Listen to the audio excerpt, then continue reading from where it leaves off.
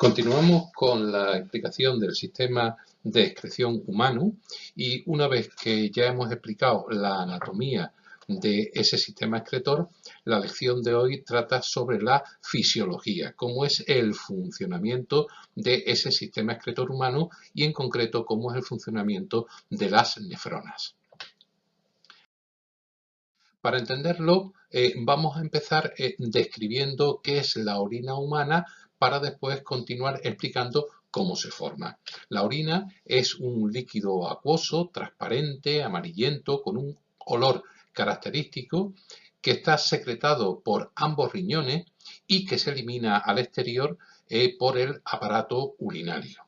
Esa orina se elimina alrededor, como ya hemos dicho, de 1,5 litros o 2 litros diarios y se caracteriza por ser una dispersión acuosa, una disolución acuosa, pero hipertónica. ¿Qué significa que es hipertónica? Pues que tiene una concentración mayor de soluto que de disolvente, que como sabéis que el medio interno de los seres vivos es acuoso, pues sería de agua,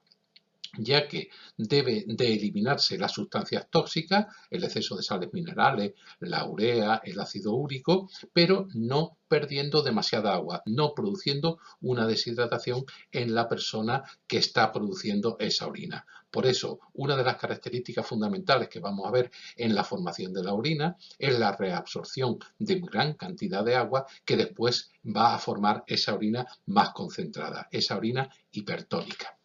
Y esa orina, como ya hemos dicho, el elemento fundamental que tiene es el disolvente, que es el agua, en torno al 96% de su composición es agua, y el resto son solutos, que son solutos tóxicos. Ya dijimos que el soluto tóxico fundamental que se va a coger y que se va a eliminar en la orina humana es la urea. Constituye el 50% de todos los solutos que van disueltos, aproximadamente unos 20 gramos por litro, y es el producto que proviene de la degradación de las proteínas, producto que proviene de la degradación de los aminoácidos.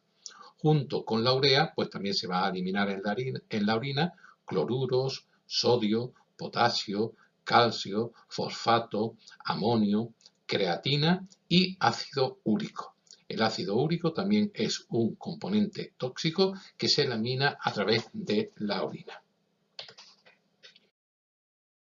Pues una vez que conocemos la composición básica de la orina humana, ¿cómo se llega a formarse esa orina? Bueno, pues esa orina procede directamente de cada nefrona. Cada nefrona tiene el mecanismo básico para formar la orina por sí mismo. E inicialmente pues podía parecer un proceso sencillo, un proceso exclusivamente de filtración mecánica, en el cual hay un filtro que por una parte pues nos va a poner las sustancias tóxicas y por otro lado pues va a producir la sustancia, la sangre limpia para que siga circulando por el resto del organismo. Nada más alejado de la realidad. ¿Por qué? Porque el mecanismo de la formación de la orina, el proceso de formación de la orina, es un proceso complejo, en el cual la nefrona, que ya hemos dicho que anatómicamente está compuesta por el corpúsculo de Malpighi, por el glomérulo vascular, a través del cual se va a filtrar en un líquido a lo largo de una serie de túbulos donde ese líquido se vuelve a reabsorber, el líquido filtrado se vuelve a seleccionar la parte que no es útil, que es útil para la célula, y el resto se convierte en la orina, que termina siendo conducida a la pelvis renal, al uréter y después directamente hacia la vejiga de la orina. Bueno, pues este sistema de túbulos internos que preceden al glomérulo y que forman la nefrona van a realizar 3 procesos. El primer proceso se llama filtración glomerular, gracias al cual vemos que la mayoría de las sustancias tóxicas y no tóxicas van a formar, mediante la filtración de ese glomérulo vascular, una orina que es la orina primaria, pero esa orina primaria no nos podemos permitir el lujo que vaya de esa manera. Entonces tenemos que producir la absorción de las sustancias, incluidas el agua, que van en exceso en esa orina, y eso se produce a nivel del túbulo contorneado distal, del proximal y del distal, y después finalmente se va a producir una última secreción tubular, también a nivel de esos túbulos contorneados, que va a añadirle a esa orina sustancias que sean tóxicas, de tal suerte que al final vamos a obtener una orina final. Si yo esto lo tuviese que expresar de una manera gráfica, diría que el proceso de formación de orina está a su vez formada por tres procesos en consecutivos hasta que se forma la orina definitiva. El primer proceso, que es el proceso de filtración, por el cual desde la sangre se pasa un contenido hacia el riñón, ese contenido sería la orina primaria. Ese contenido en los túbulos renales va a reabsorberse y va a volver a la sangre determinadas sustancias que siguen siendo útiles. Y un tercer y último proceso, que es el proceso de secreción, por lo cual desde la sangre se pasan sustancias tóxicas hasta el tubo colector para que vaya al riñón y forme la orina final. Vamos a describir estos procesos de una manera más concreta, de una manera más concisa. Primer proceso que hemos dicho para la formación de la orina es la filtración glomerular. La filtración glomerular no es otra cosa que el paso de sustancias desde la sangre a los túbulos excretores mediante un proceso de difusión forzada. Es decir, esto no es un proceso activo, sino que debido a la entrada de la sangre al glomérulo vascular a alta presión, hace que una gran cantidad de sustancias pasen por ese filtro que supone la cápsula de Bowman y que entre directamente hacia lo que serían la nefrona, formando lo que se llama orina inicial u orina primaria. Eso es consecuencia de la filtración. El problema es que esa orina inicial o orina primaria es muy abundante y sobre todo se perdería gran cantidad de agua. Por lo tanto, necesitamos de un segundo proceso que se llama proceso de reabsorción. Ese proceso se va a llevar a cabo en los túbulos contorneados proximal, distal y el asa de Henle y va a consistir en la devolución desde ese contenido intratubular de los túbulos excretores al medio interno de sustancias necesarias y esa devolución de esas sustancias al medio interno se va a realizar mediante transporte activo, es decir, un transporte que nos va a costar energía en forma de ATP. De esta manera, el túbulo contorneado distal va a ser capaz de devolver al medio interno pues glúcidos que se han escapado de pequeño peso molecular, glucosa, aminoácidos, agua, sodio y cloro como fundamentales sales minerales. En el asa de Henle y en el túbulo contorneado distal también se va a reabsorber el agua, el sodio y el cloro y otras sustancias más que no detallo por no complicar el proceso, ¿vale? De tal suerte que cuando llegamos al túbulo contorneado distal hemos reabsorbido la mayor cantidad de agua, la mayor cantidad de sales minerales y la mayor cantidad de procesos de productos orgánicos de principios inmediatos como los glúcidos y los aminoácidos.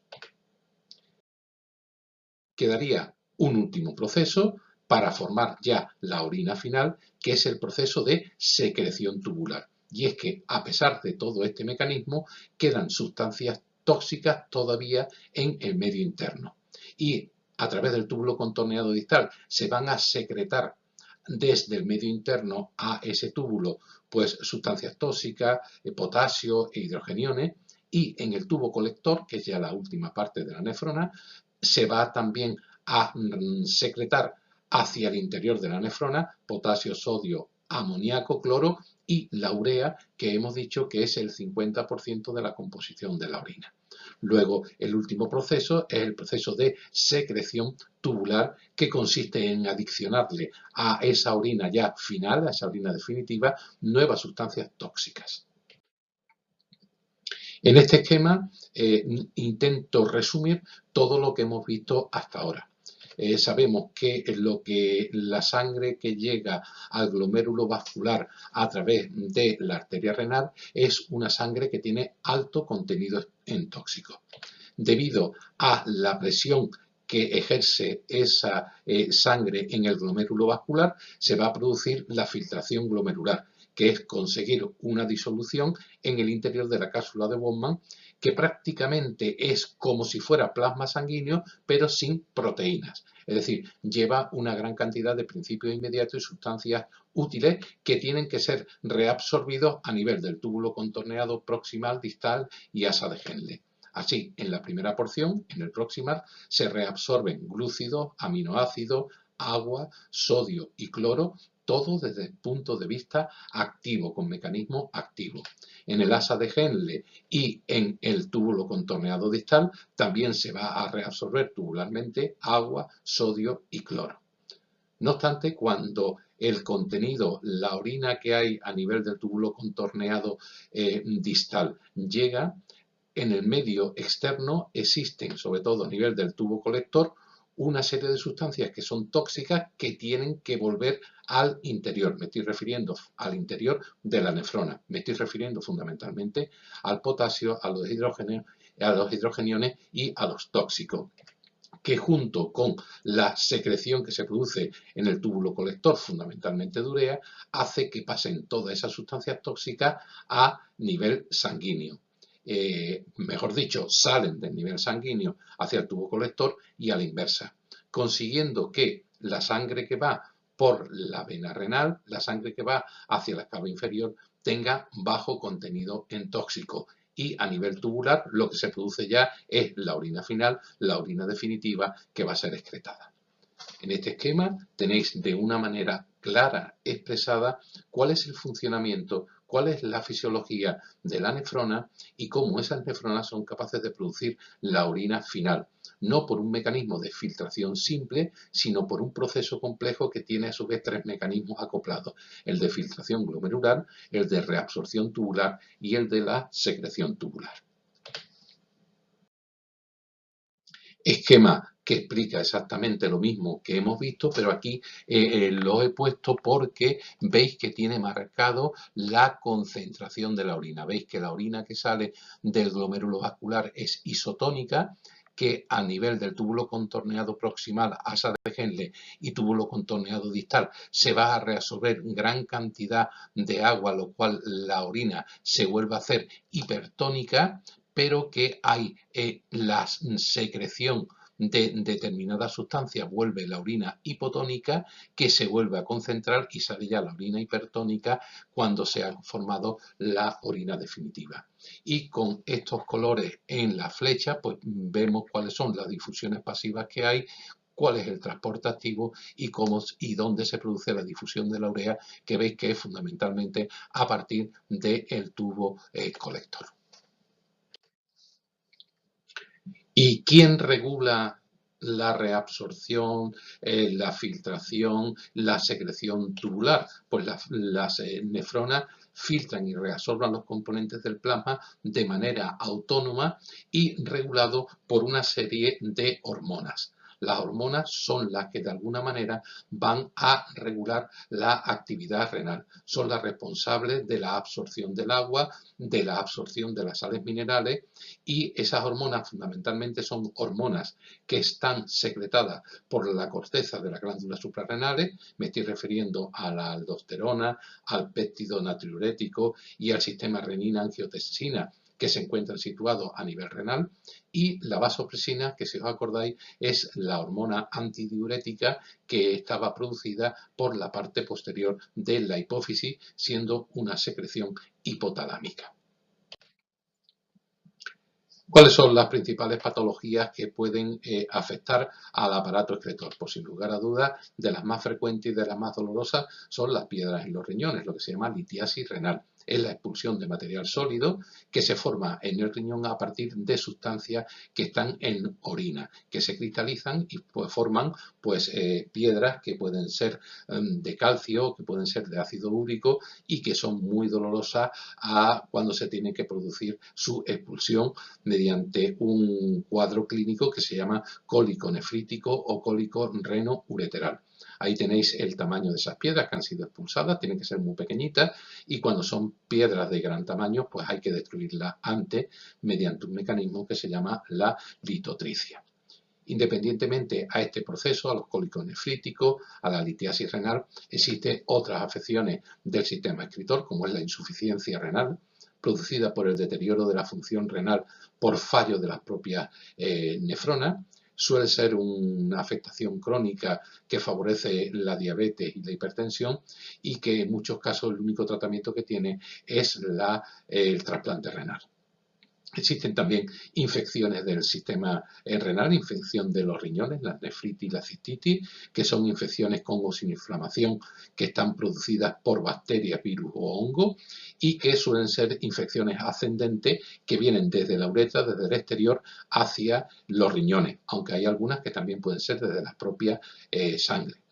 Y existen otra patología muy frecuente a partir de determinada edad, que es la incontinencia urinaria, que es la falta de control de esfínteres a la hora de la micción con pérdidas de orina, que son más frecuentes en mujeres en edad avanzada o en niños muy pequeños que no son capaces de contener la orina durante la noche hasta periodos casi de la adolescencia, que se llama enuresis nocturna. ¿Qué hábitos, qué costumbres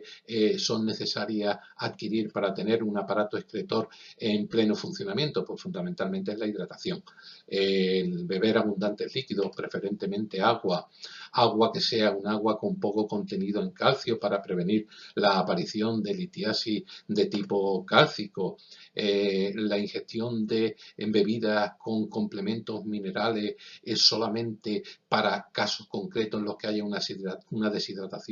o que haya diarrea de la persona, medidas higiénicas y preventivas ante las enfermedades de transmisión sexual, evitar la ingestión de tóxicos renales, fundamentalmente algunos medicamentos o algunos concentrados de proteínas, muchos de los cuales pues, nos venden en determinados gimnasios para falsamente querer aumentar nuestra masa muscular y que lo único que hace es producir un refuerzo renal porque tienen que excretarse toda esa urea, todo ese amoníaco a través de la orina y si no bebemos suficientemente líquido puede producir una insuficiencia renal. Y también es una costumbre muy saludable y muy buena para el riñón el hecho de perder peso, de hacer dietas adecuadas para que no se tengan procesos como la diabetes o la hipertensión. Y con esto tendríamos acabado, finalizado todo lo que corresponde a la anatomía y fisiología del aparato excretor humano, de los riñones.